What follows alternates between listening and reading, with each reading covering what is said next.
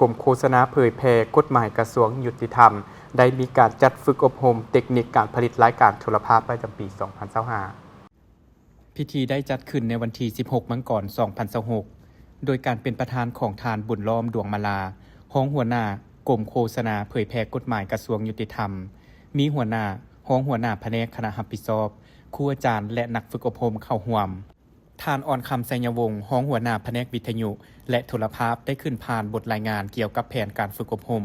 เทคนิคการผลิตรายการโทรภาพประจำปี 2025 ซึ่งทานให้รู้ว่าสุดฝึกอบรมครั้งนี้แม่นการฝึกอบรมให้พนักงานที่รับผิดชอบเวียกงานโทรภาพและแผนกที่เกี่ยวข้องของกรมโฆษณาเผยแพร่กฎหมายเพื่อให้ได้รับรู้และเข้าใจเกี่ยวกับเทคนิควิชาการใหม่ในการผลิตรายการโทรภาพเป็นต้นการเขียนและบรรณาธิการข่าวการตัดต่อรายการตัดต่อหัวและท้ายรายการโทรภาพโดยมีอาจารย์รับเชิญจากกรมสื่อมวลชนกระทรวงป้องกันความสงบสีฐานมาถ่ายทอดความรู้และบทเรียนในแต่ละหัวข้อซึ่งสุดฝึกอบรมเริ่มจัดตั้งปฏิบัติตั้งแต่วันที่ 12-16 มังกร 2026 จึงสำเร็จ